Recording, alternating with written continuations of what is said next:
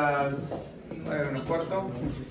Yo soy Pablo, esto es el tercer tinglao de Salamanca y la verdad que estoy súper contento de que nos acompañe en el día de hoy Santiago Armesilla. Él es politólogo, filósofo, divulgador de política, tiene un canal de YouTube impresionante, viene de haber estado en un programa de Telecinco con Risto Mejide y ha sido, yo creo que, la máxima estrella del programa, por lo menos desde mi punto de vista. Yo lo sigo desde hace mucho tiempo y os prometo que no os va a defraudar seguramente. Así que nada, sin más dilación os dejo con Santiago. Para recordar un poco la idea, él dará una pequeña charla de entre 18 y 20 minutos. Después pasaremos a... Tenemos ahí el cronómetro. Después pasaremos a un turno de preguntas de en torno a, bueno, a lo que queramos. 40 minutos, una hora o así. Y después vienen las pizzas, que es lo mejor. Así que bueno, os dejo con Santiago, un aplauso y... De Trump. Sí, bueno.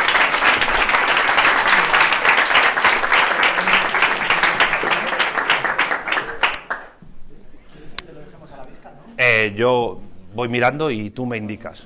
Va a ser lo mejor. Perdón, ¿la has dado a grabar, no? Está grabando, sí. Vale. Es que la última vez no se grabó. Hombre precavido vale por dos. Pues nada, buenas noches, gracias por estar aquí. Es mi segundo cinclao, el primero fue en Madrid, hace el año pasado, no me acuerdo cuándo fue, creo que fue prácticamente un año. Y la verdad es que me hace mucha ilusión hacerlo en Salamanca, que es mi ciudad adoptiva, yo soy de Madrid. Y pues por amor a la ciudad y por amor a mi señora que está ahí, pues estoy viviendo aquí. Así que es importante remarcarlo porque bueno, es una ciudad con mucha historia, una universidad de 8 siglos, después de la de Palencia, que ya no existe, era la más decana, ahora sí es la más decana. Y la verdad es que me inviten para hablar de ideas, no sé si filosóficas o lo que sea, pues es para mí un absoluto honor y, como diría el tío de Spiderman, una gran responsabilidad. Tengo 18 minutos para tratar esta cuestión, menos 17, y claro, cuando me dieron el título de la charla, pues era un título que yo pensé, bueno, a ver cómo lo enfoco, porque era algo así como el pensamiento crítico dentro del pensamiento dominante. La idea de pensamiento está repetida 2 veces más o menos, y al mismo tiempo implica 2 cosas que aparentemente se contraponen, pensamiento crítico y pensamiento dominante. Pues bien, yo creo que lo primero que voy a decir, para poner las cartas sobre la mesa, es que el pensamiento dominante puede ser tan crítico o más que el pensamiento crítico que se opone al pensamiento dominante. Que la idea misma de pensamiento crítico no es más que una idea muchas veces sustancializada de lo que sería... pues una supuesta capacidad superior de la crítica, de ese supuesto pensamiento crítico, para criticar a lo que se entiende por lo que no es crítico, el pensamiento supuestamente dominante, que sería la ideología que domina una sociedad política, una comunidad política, y que la articula en todas sus capas y ramas del poder, y que todo ese poder político, económico, financiero, cultural, etcétera, pues supuestamente, pues no es tan crítico como el pensamiento crítico que se opone a él. Y yo insisto, no tiene por qué ser así. ¿Por qué? Porque todos en algún momento de nuestra vida hemos tenido un pensamiento crítico, al menos uno. Sois más jóvenes que yo, la mayoría, yo soy el viejoven de la sala, pero todos en algún momento de vuestra existencia habréis tenido, aunque sea uno, pequeñito, un pensamiento crítico. Por ejemplo, mi factura de la luz está mal hecha, ya es un pensamiento crítico. Me han puesto una multa injustamente, pensamiento crítico, necesito recurrir la multa. He cocinado esto mal o me han cocinado esto mal, hay que hacerlo mejor. Todo eso son pensamientos críticos. ¿Por qué son críticos? Porque nosotros nos encontramos ante un fenómeno, ante una situación en la cual vemos algo, por lo que sea, que no encaja y tenemos que resolverlo, aplicando la crítica. Una crítica que tiene una base cultural, material, educativa, de vivencias, de experiencias, y al mismo tiempo que implica que tratemos de resolverla, pero no solo pensándolo, sino actuando, porque pensamiento y acción van de la mano. Y el pensamiento, dicho así en abstracto, no existe si no va articulado y unido a unas acciones que implican un sujeto corpóreo, en términos materialistas, algunos ya sabéis de dónde vengo, soy materialista, y por tanto entiendo que la capacidad de operar con los objetos y con los fenómenos que tenemos a nuestro alrededor es la única forma en que podemos ejercer la crítica. Es decir, que tener una idea, un flux que nos viene a la cabeza y no hacer nada más al respecto no es crítica ninguna. Es como cuando decía Gustavo Bueno, y yo creo que con razón, que una persona puede tener un pensamiento muy elaborado, pero que si no lo pone por escrito, pues no vale absolutamente para nada. ¿Y por qué no vale absolutamente para nada?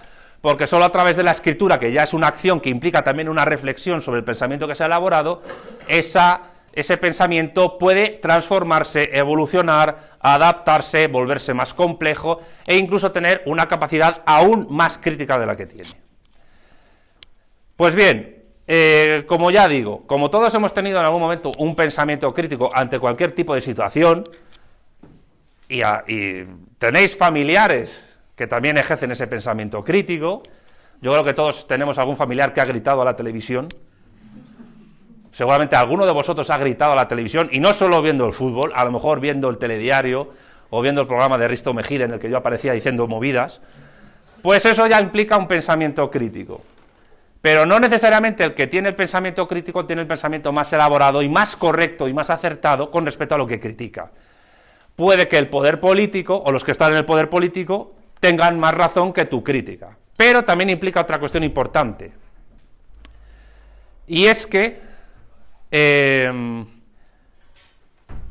no nos encontramos una contraposición real, porque no existe, entre pensamiento crítico y pensamiento acrítico, realmente. La crítica ante algo es una coyuntura, es una circunstancia, es una situación en la cual no se elabora crítica respecto a algo, a un fenómeno. Pero realmente cuando alguien hace una crítica, el que es criticado responde con una réplica, y esa réplica ya es una crítica. Con lo cual, ¿qué tenemos? Tenemos una dialéctica de críticas y de contracríticas. Y por tanto, en esa pluralidad de críticas sobre determinados fenómenos, que pueden ser desde lo más banal hasta, yo qué sé, hasta una crítica a la ontología de un filósofo como Kant, desde la ontología de Bueno, o una crítica a la ontología de la modernidad de Marx, frente a la crítica de la modernidad de Heidegger, por poner dos ejemplos contrapuestos, aunque pueden tener incluso elementos en común, pues implica que hay críticas, contracríticas, recríticas, etc. Ahora bien, ¿qué es lo que pasa cuando se sustancializa la idea de pensamiento crítico, que se tiene como algo buena per se sin más, frente al pensamiento dominante? Pues se piensa que el pensamiento dominante, la ideología dominante, o eso que llamaban hace tiempo pensamiento único, no existe el pensamiento único.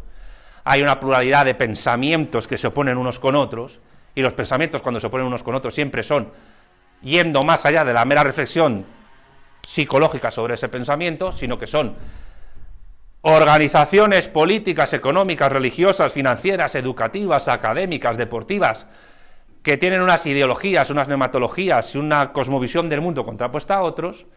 Solo de esa manera las críticas se ejercen. Tenía Marx una frase que es: el arma de la crítica no puede sustituir a la crítica de las armas. ¿Qué significa eso? Pues muy sencillo. Está Marx en ese sentido en la misma línea que Miguel de Cervantes cuando escribe en el tomo 1 del Quijote su discurso de las almas y las letras, cuando afirma que las letras sin las armas no se sostienen. Y por tanto, filosóficamente hablando, que es ahí donde yo me atrevo a tirarme a la piscina, aunque no hay agua, me haré daño, pues puede ser filosóficamente más crítico un ejército en el campo de batalla que un estudiante de doctorado haciendo su tesis doctoral.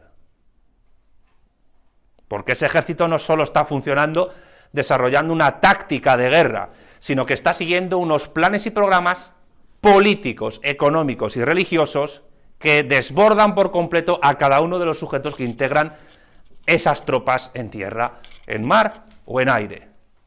No hay ninguna organización humana que no esté desarrollando filosofía.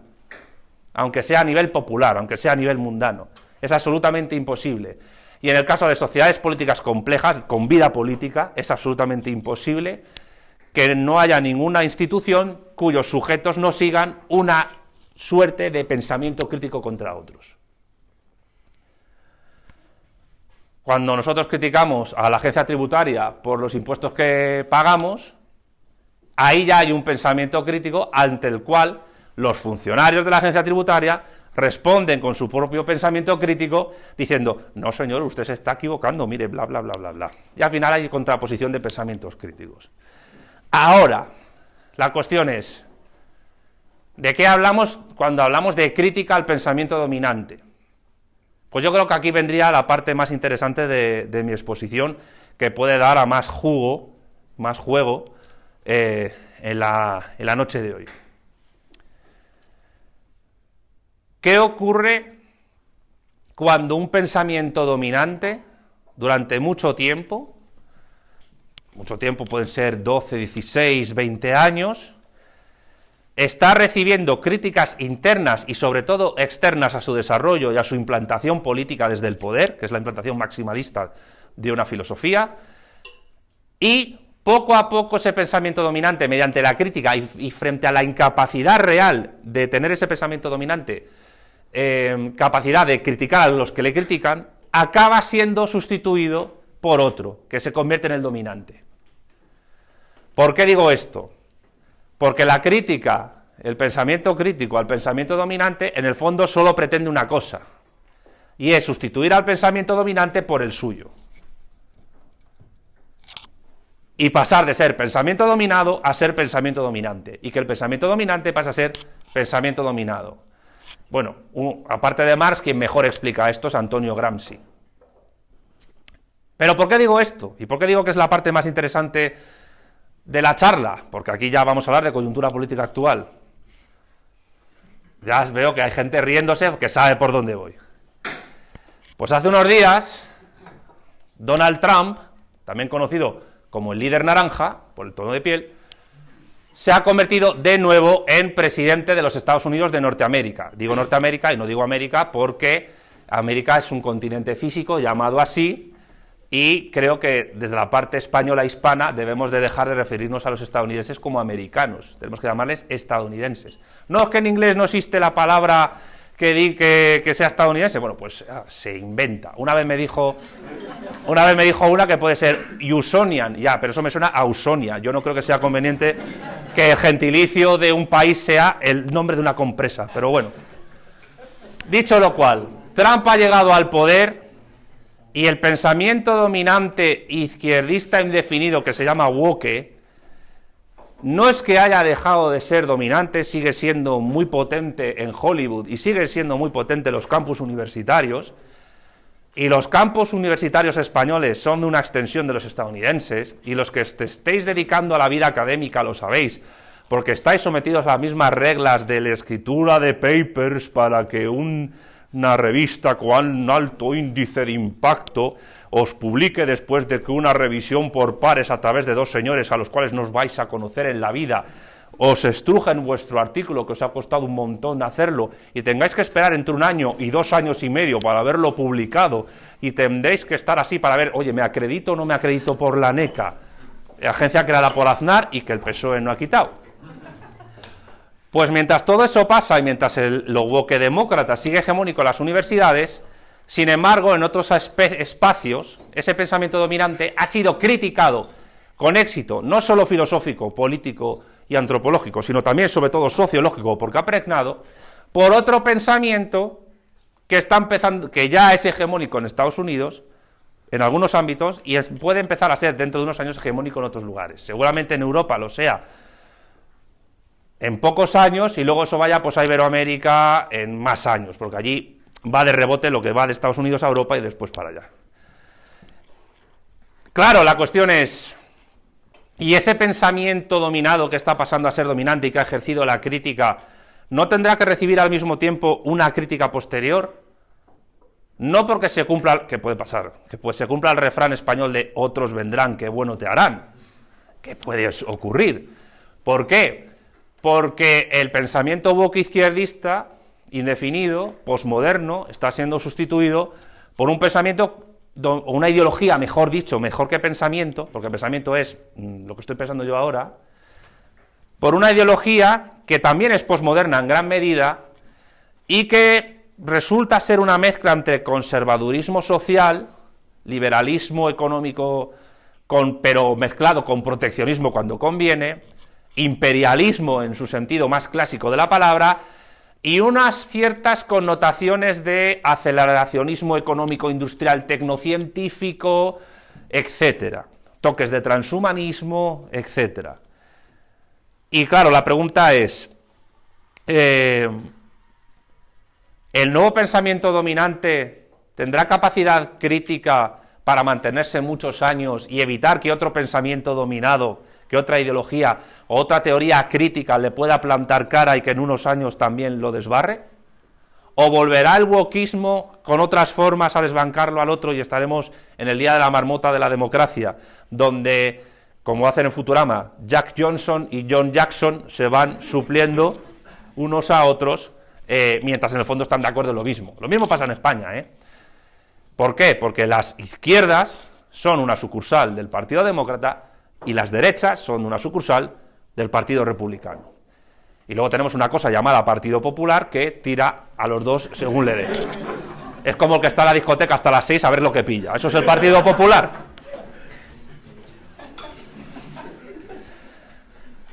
La cuestión es que hablar de pensamiento crítico frente a pensamiento dominante, dicho así, es muy vago, da lugar para hacer muchos excursos, pero evidentemente no es una idea que exprese realmente lo que ocurre a nivel histórico, a nivel político. Lo que ocurre a nivel histórico realmente es una dialéctica constante, unos conflictos y unas contradicciones entre unas ideologías y otras, donde se disputan no solo la hegemonía, sino la capacidad de crítica. La presunción de que incluso ontológica, filosófica, antropológicamente, políticamente, económicamente, lo nuestro es más poderoso que lo vuestro. Y eso también es ejercicio de necesidad de obtener poder. Poder que va desde el poder etológico típicamente simiesco hasta el poder político en su sentido imperial más maximalista. ¿Por qué? Porque fijémonos la coyuntura actual. En unos 10 o 15 años hemos pasado de grupos de lo que se llama Ilustración Oscura en Estados Unidos, tradicionalistas cristianos y otros críticos de la ideología woke posmoderna de Judith Butler, a conectar esos grupos con las pretensiones de Donald Trump de forzar a Dinamarca, porque hace poco ha hablado con la primera ministra danesa, de que le entregue Groenlandia para sus planes y programas imperialistas. ¿Por qué digo esto? Y por qué es importante que la gente que se llama de derechas me escuche. Y no solo, porque esto demuestra que ese pensamiento que se ha vuelto dominante le da exactamente igual que la OTAN exista y que tenga aliados. Ahora hay una cosa, voy a llamarlo así, una cosa llamada República Popular China, que también tiene su pensamiento dominante allí, de momento no lo exporta, pero se hace querer poco a poco, que le está comiendo la tostada a Estados Unidos en una segunda guerra fría en la que estamos, y yo lo llamo así abiertamente, segunda guerra fría. Los que ya estén hartos de mí conocerán que uso estos términos muchas veces, y ya tengo una edad, 43 años, donde me repito más que el ajo. Pues no le conviene que China tenga una presencia enorme en el Ártico, y hasta que Rusia también la tenga, y que la China la tenga a través de Rusia, y por tanto Estados Unidos se tiene que apresurar en poco tiempo a empezar a remedar desde su impulso imperial histórico que lo tiene y es evidente, y quedarse atrás después de 40 años de reforma y apertura que lleva haciendo China desde Deng Xiaoping. Y todo esto ocurre mientras ese pensamiento crítico en Estados Unidos, y me voy a pasar de tiempo, pero bueno, me da igual, termino ya, ese pensamiento crítico afirma que hay que desarrollar y acelerar el desarrollo de las fuerzas productivas en términos marxistas para superar, por ejemplo, la inteligencia artificial a China. Pero, enos aquí, que ha salido DeepSeek en China, que es gratuita, más barata y de código abierto, y ya está superando a ChatGPT, y acaban de lanzar esta tarde su propia aplicación para hacer imágenes. En resumen y termino, ¿Qué es el pensamiento crítico? Realmente nada. Y todo, porque todos somos críticos de algo, en algún momento. Criticas a un familiar, criticas a la pareja, criticas al gobierno, criticas al entrenador de fútbol, etc. Lo importante no es el pensamiento crítico, lo importante es la elaboración teórico-doctrinal de una construcción filosófica o política o lo que sea, que tenga capacidad de impacto y de implantación política frente a otros, sea desde abajo o desde arriba o desde las dos. Eso es lo único que realmente importa en la vida política. Y unos lo consiguen en un momento dado, luego lo pierden y vienen otros. Y eso es lo que estamos viviendo. Y a partir de esta mera exposición descriptiva, porque no es otra cosa, pues ya podemos articular las preguntas vuestras y me callo. Muchas gracias por escucharme.